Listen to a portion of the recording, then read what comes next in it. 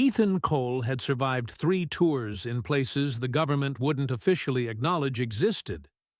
He'd operated in the shadows of foreign wars, executed missions that would never appear in any report, and learned to read danger the way most men read newspapers. But nothing in his special operations training had prepared him for the absurdity of his current situation. 1 week, 7 days since a judge had looked at him with contempt and handed down a year in state prison for aggravated assault. The irony would have been funny if it wasn't so grotesque. He'd saved a woman from being brutalized by 4 gang members in a dark alley, and somehow he'd become the criminal. The fact that those 4 men had connections, that they'd gotten their stories straight before the police arrived, that the woman had been too terrified to testify, none of that had mattered. The system had spoken. Ethan Cole, decorated soldier with a record so classified most of it couldn't even be presented in court, was now inmate 4587 at Riverside Correctional Facility. He stood in the prison yard during afternoon recreation, his white hair, premature at 47, a gift from too many high-stress operations, catching the harsh sunlight. His posture was relaxed, almost casual, but his steel-gray eyes tracked everything. The social hierarchy here wasn't much different from the tribal structures he'd navigated in Afghanistan and Iraq. Different symbols, same dynamics. Power, fear, and the constant negotiation of violence. The Latin gang called themselves Los Serpientes, the Serpents. 30-plus members, maybe more. They controlled the drug flow, the contraband market, and most importantly, they controlled fear. Ethan had identified their leader on his second day. Marco El Veneno Reyes, a muscular man in his mid-30s with teardrop tattoos, and the kind of eyes that had seen too much violence to ever really see anything else. Veneno meant venom, appropriate. What made Los Serpientes truly dangerous wasn't their numbers. It was their structure. Ethan had watched them for a week with the analytical precision that had kept him alive through countless operations.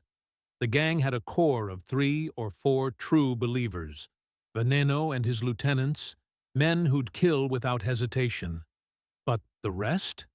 They were foot soldiers motivated by fear, not loyalty. Men who'd chosen the protection of the gang over the vulnerability of standing alone. That was a weakness.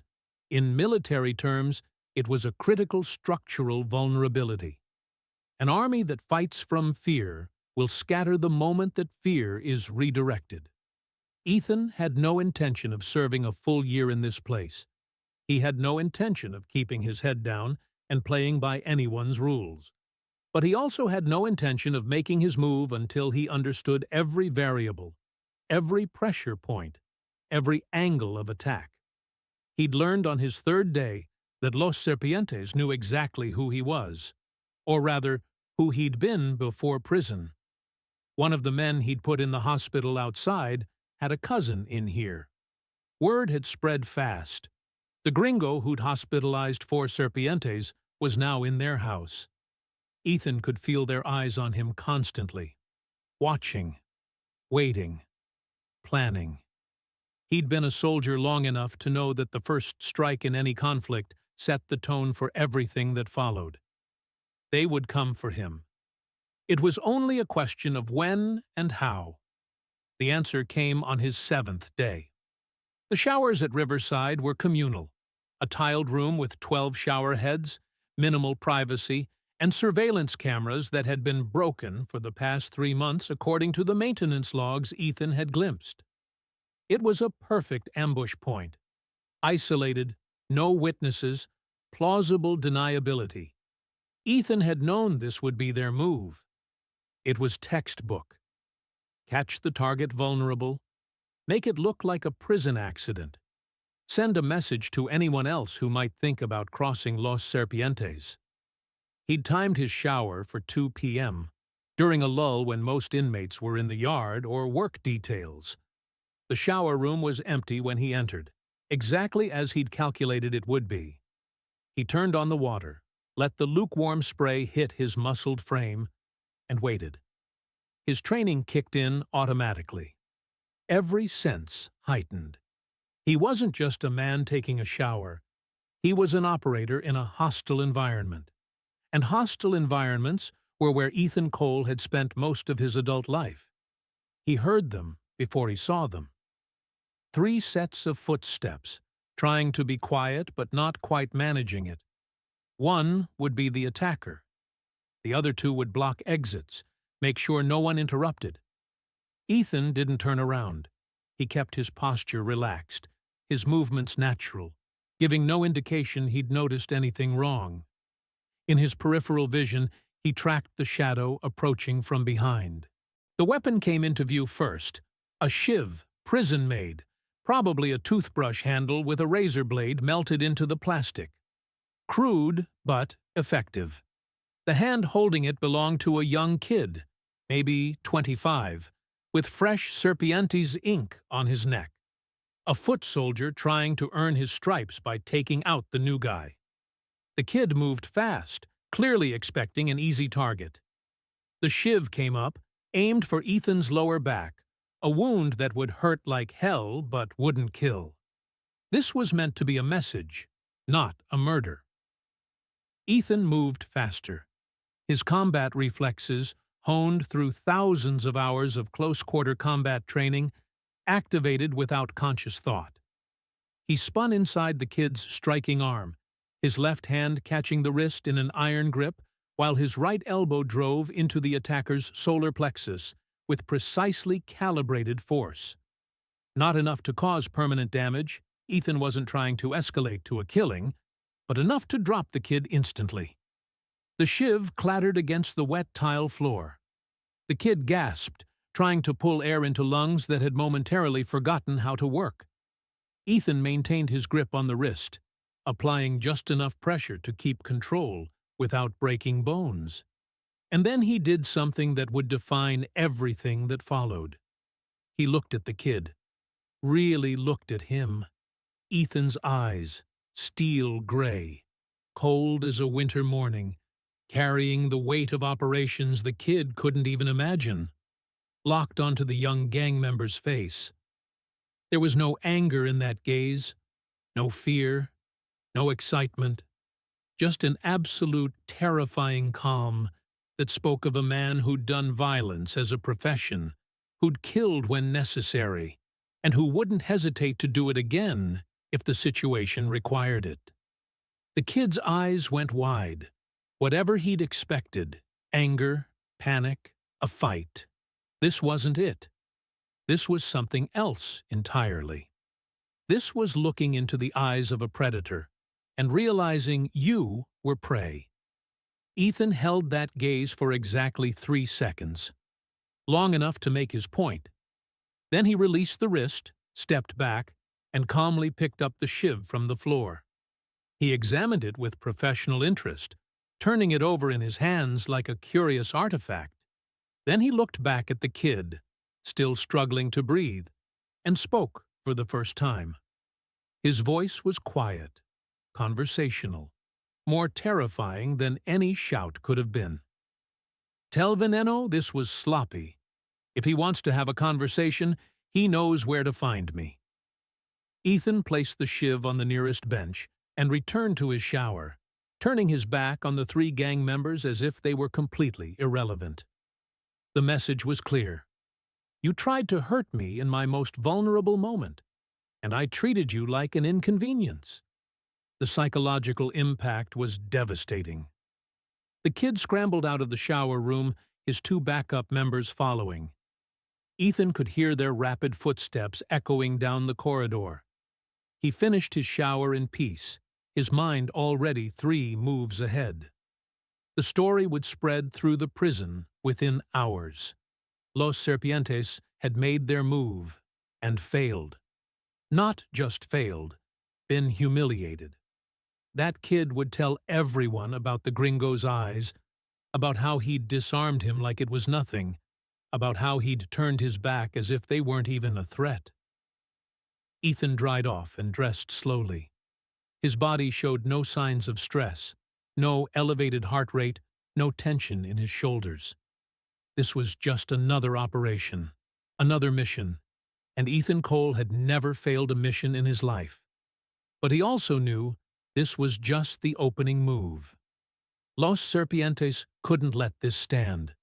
Their entire power structure was built on fear and reputation. If they didn't respond decisively, their control would start to crack. Good. That's exactly what Ethan was counting on. Back in his cell, Ethan sat on his bunk and began to mentally map his next moves. In special operations, you never went into a situation with just one plan. You developed multiple strategies, identified your assets, recognized your enemy's weaknesses, and remained flexible enough to adapt as conditions changed. His primary asset was fear, specifically redirecting it.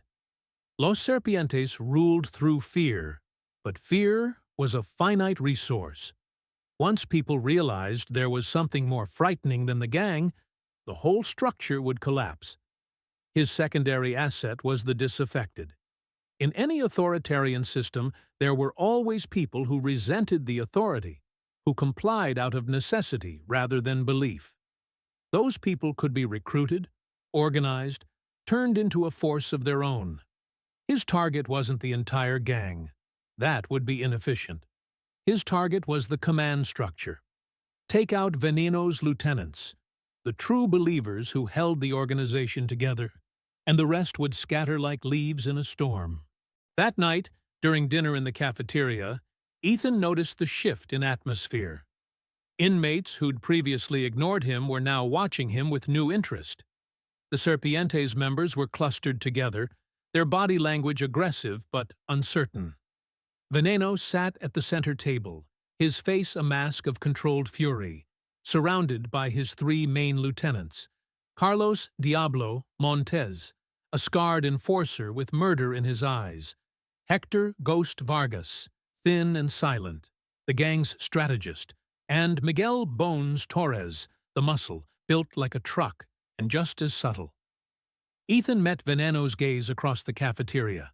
No challenge, no aggression, just acknowledgement. I see you. You see me. Let's see who blinks first. Veneno didn't blink, but Ethan saw something in the gang leader's eyes that most people would have missed.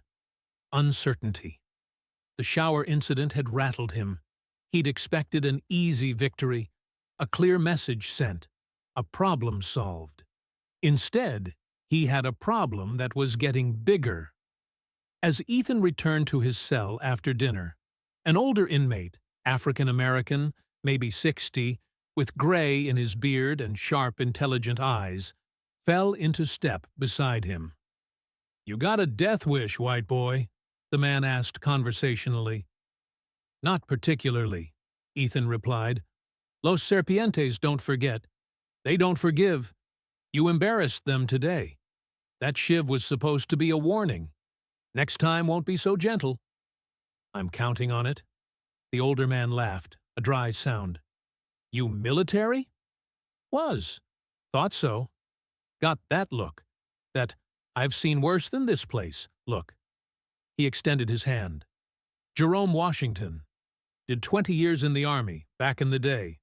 Logistics, not combat, but I know the type." Ethan shook his hand. "Ethan Cole. Word of advice, Cole. Los Serpientes got numbers, got connections, got the guards in their pocket. You might be tough, but you're one man." "For now," Ethan said quietly. Jerome studied him for a long moment, then smiled. "You're planning something." "I'm adapting to my environment. The enemy of my enemy is my friend. Is that it?" "Something like that." Jerome nodded slowly. "There's maybe 15, 20 guys in here who hate Los Serpientes. Guys they've pushed around, extorted, humiliated. But they're too scared to do anything about it because, well, it's 30 against 1. 30 against 20 isn't such bad odds," Ethan observed. "You really think you can organize that? These aren't soldiers, Cole. They're scared men doing their time. Scared men can be brave if they have the right leadership and a plan that actually works. Jerome laughed again. You know what? I like you. You're either the craziest son of a bitch I've met, or you're exactly what this place needs. Maybe both. He clapped Ethan on the shoulder. You need someone who knows the players, who knows which guards are dirty, who knows where the cameras don't reach. I'm your man. Why? Because I'm tired of watching Los Serpientes run this place like it's their personal kingdom. Because I've still got 3 years left on my sentence, and I'd like to serve them without having to pay protection money or watch them brutalize kids who can't defend themselves. Jerome's expression hardened. And because I was a soldier too, once upon a time, and soldiers don't let bullies win. Ethan extended his hand again. This time it wasn't a greeting. It was a pact. Welcome to the team, Jerome. Let's go to war. Over the next 10 days, Ethan Cole did what he'd been trained to do in hostile territories. He built a network. It started small. Jerome introduced him to Marcus Chen, a former accountant serving time for embezzlement, a quiet man who'd been paying Los Serpientes 20% of his commissary money for protection he never asked for. Then came David Tiny Rodriguez, 6'5", 280 pounds of muscle, inside for manslaughter, terrified of the gang despite his size because they'd threatened his younger brother on the outside. Ray Peterson, a mechanic with grease under his fingernails and rage in his eyes because Los Serpientes had broken his hand when he'd refused to smuggle contraband from the workshop. Andre Williams, Tommy Bosco, Kevin Hart, men who'd been pushed down so long they'd forgotten what it felt like to push back. By the end of the second week, Ethan had quietly assembled 12 men. Not soldiers, but he didn't need soldiers. He needed people who were tired of being afraid and willing to trust someone who had a plan. They met in the library during recreation hours, small groups of 2 or 3, never the whole unit at once. Ethan understood operational security. The moment Los Serpientes suspected organized resistance, they'd crush it before it could form. Here's what you need to understand, Ethan told them during their first real meeting, scattered among the library stacks while Jerome kept watch. Los Serpientes aren't as strong as they look. 30 members sounds impressive until you realize only 4 of them actually matter. Veneno and his 3 lieutenants. Everyone else is there because they're too scared to leave. So, what's the play? Ray asked, flexing his injured hand. We jump them all at once? Because I gotta tell you, even with 12 of us, those are bad odds. We don't fight them all at once. We don't fight them at all if we can avoid it. Ethan's voice was calm, methodical. We dismantle their command structure, take out the lieutenants, not physically, but strategically. Discredit them, isolate them. Make Veneno's own people question whether following him is worth the risk. Marcus Chen adjusted his glasses, his accountant's mind already calculating. You're talking about psychological warfare? Exactly. Los Serpientes rule through fear and reputation. We destroy the reputation, the fear evaporates, and suddenly 30 members become 4 very exposed individuals. And then? Tiny's voice was quiet, despite his size. And then we show them what real fear looks like. Ethan's plan was elegant in its simplicity, brutal in its execution. Phase 1. Intelligence gathering. Jerome and Marcus worked their connections, identifying which guards were on Los Serpientes' payroll, which inmates were loyal versus which were merely compliant, where the gang stored their contraband, and, most importantly, the routines and vulnerabilities of the 3 lieutenants. Carlos Diablo Montez, the scarred enforcer, had a temper. He settled disputes with violence, which made him feared but also predictable. Hector "Ghost" Vargas, the strategist, was paranoid. He trusted no one completely, not even Veneno, and he kept detailed notes about gang operations in a notebook he carried everywhere. Miguel "Bones" Torres, the muscle, was simple. He followed orders without question, but he also had a gambling problem and owed money to people outside the gang's protection.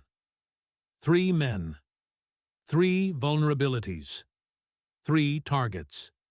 The first operation began on a Thursday afternoon in the yard. Diablo had a pattern. He worked out at the weight benches every day at 3 p.m., always with 2 younger Serpientes members as spotters. He benched heavy, showing off, making sure everyone saw how strong he was. It was part of the intimidation ritual. Ethan had Tiny position himself at the adjacent bench, working through his own routine. Ray and Andre stayed nearby, casual, invisible. When Diablo started his set, loading the bar with 300 pounds, Ethan gave the signal. Tiny, accidentally, knocked his water bottle over. It rolled directly under Diablo's bench, between his spotter's feet. One of the spotters bent down to grab it, breaking his attention for exactly 3 seconds. Those 3 seconds were enough. The weight bar had been subtly damaged. Not obviously, just a microscopic crack in the welding that Ethan had engineered during his work detail in the maintenance shop. When Diablo pressed the weight up, the bar separated mid-lift. 300 pounds of iron plates crashed down. Diablo rolled aside with fighter's reflexes, avoiding serious injury. But the message was delivered. His equipment couldn't be trusted. His spotters had failed him. His routine, his show of dominance, had nearly killed him. More importantly, other inmates had seen it. Whispers started immediately. "Did you see that? Diablo almost died. What kind of enforcer can't even bench safely?" Reputation chipped. Phase 2 targeted Ghost. Hector Vargas's paranoia was his strength and his weakness.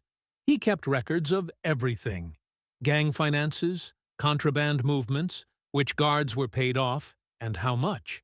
That notebook was his insurance policy, his leverage, his power.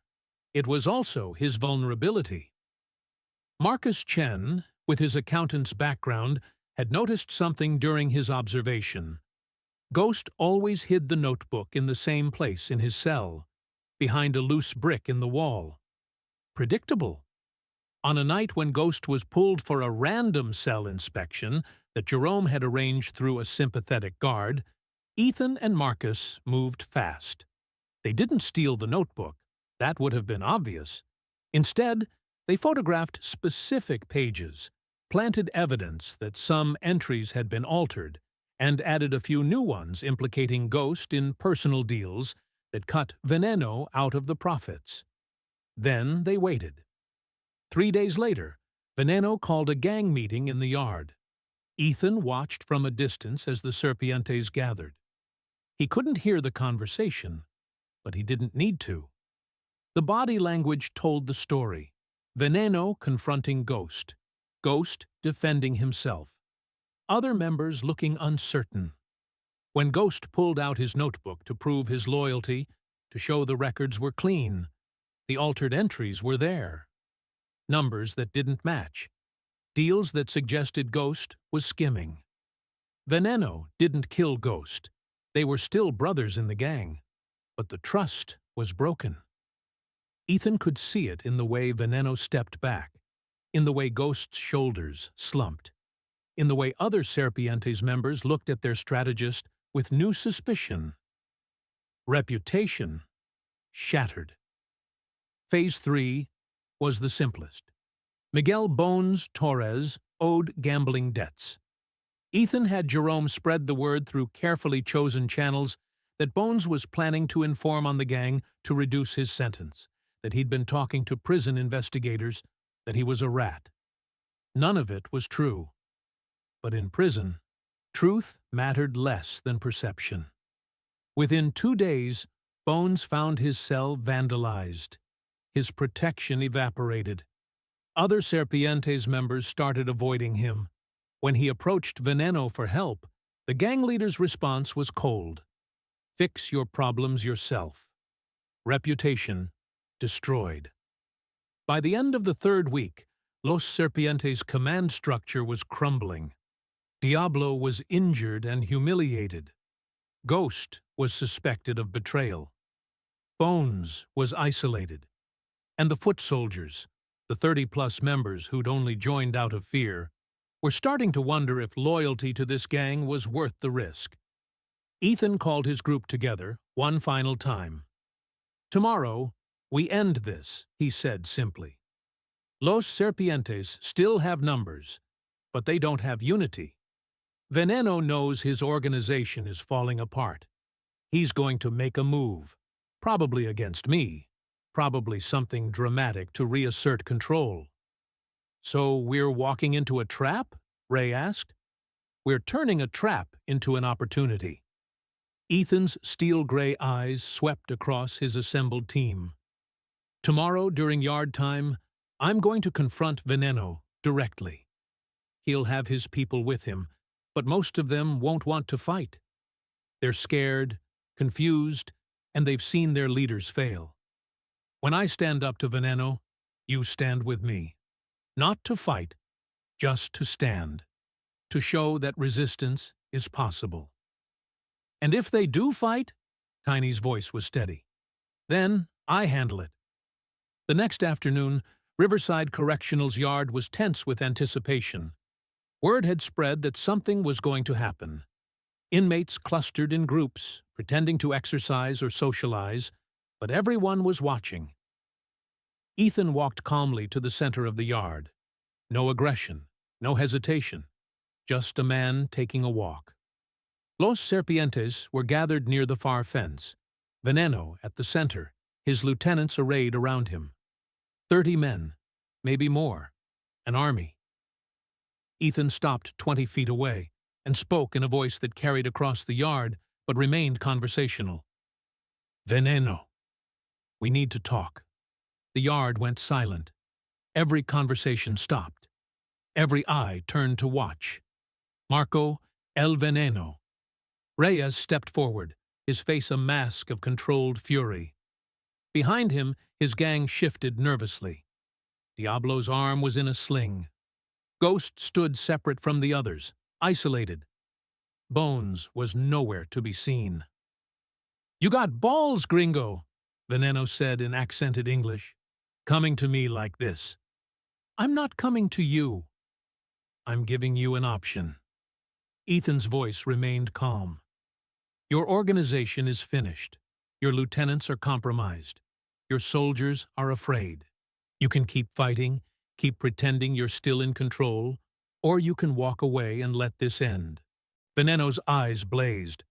"You think you can threaten me? You think you and your little friends can stand against Los Serpientes?" As if on cue, Jerome stepped forward from the crowd. Then Marcus. Then Tiny, his massive frame impossible to miss. Ray, Andre, Tommy, Kevin. One by one, Ethan's 12 men positioned themselves in a loose line, not threatening, just present. And then something unexpected happened. Other inmates stepped forward. Men who weren't part of Ethan's group. Men who'd been victimized by Los Serpientes. Men who'd been waiting for someone, anyone, to show them that resistance was possible.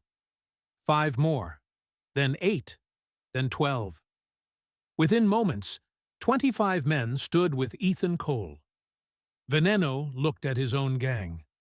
Several Serpientes members were backing away, unwilling to commit. Others looked to Diablo, Ghost, and Bones for direction. But the lieutenants offered nothing. The command structure had collapsed. "Last chance," Ethan said quietly. "Walk away." Veneno's pride wouldn't let him retreat. He lunged forward, fast and angry, pulling a shiv from his sleeve, a real one, metal, deadly. Ethan moved. His special operations training took over with mechanical precision. He sidestepped Veneno's strike, caught the gang leader's wrist in a controlling grip and used the man's own momentum to drive him face first into the concrete. The shiv skittered away. Ethan's knee pressed into Veneno's back, his hand maintaining that iron grip on the wrist, applying just enough pressure that Veneno gasped in pain. The entire yard watched as Ethan Cole, one man, 47 years old, white-haired and calm, dominated the leader of the prison's most feared gang in under 3 seconds. "It's over," Ethan said quietly, his voice only for Veneno. "Your gang is done. Your reputation is gone. You can keep fighting and end up in the infirmary, or you can accept that you lost and move on." He applied slightly more pressure. Veneno's face contorted. "I accept," the gang leader gasped. Ethan released him and stood. Veneno struggled to his feet, cradling his wrist, his eyes showing something they'd never shown before: fear. Los Serpientes didn't disperse immediately, but over the next few days, the gang simply ceased to exist as a power structure. Members drifted away, found other alliances, or just kept to themselves. Without fear to bind them, without leadership to direct them, they were just individual inmates doing their time. Veneno requested protective custody, essentially prison within prison, claiming threats to his safety. The administration granted it. The once feared leader spent the rest of his sentence isolated, alone, broken. Ethan returned to his routine, his cell, his work detail, his quiet observation of the prison's social dynamics. But everything had changed. Inmates nodded to him respectfully in the corridors. The remaining months of his sentence passed without incident. Jerome found him in the library one afternoon, a few weeks after the confrontation. "You did something I didn't think was possible," the older man said. "You changed this place." "I just removed a threat," Ethan replied. "No, you showed people they didn't have to be afraid. That's worth more than you know." Ethan looked up from his book, his steel-gray eyes thoughtful. "I learned a long time ago that bullies, whether they're warlords in foreign countries or gang leaders in prison, all operate the same way. They rely on people being too scared or too divided to resist. Take away the fear, unite the divided, and they crumble. Special operations taught you that? Life taught me that. Special operations just gave me the tools to make it happen." When Ethan Cole walked out of Riverside Correctional 11 months later, his sentence reduced for good behavior, the prison he left behind was fundamentally different from the one he'd entered. Los Serpientes were gone. The culture of fear had been replaced by something closer to mutual respect among inmates. He'd gone to prison for defending someone who couldn't defend themselves. He'd left prison having defended dozens of people who'd forgotten they could defend themselves. As he stepped through the final gate into sunlight and freedom, Ethan allowed himself a small smile. Not triumphant, not satisfied, just the quiet acknowledgement of a mission completed. Somewhere behind those walls, men were sleeping easier. That was enough. Justice, he'd learned long ago, didn't always come from courts and judges. Sometimes you had to engineer it yourself, one strategic operation at a time.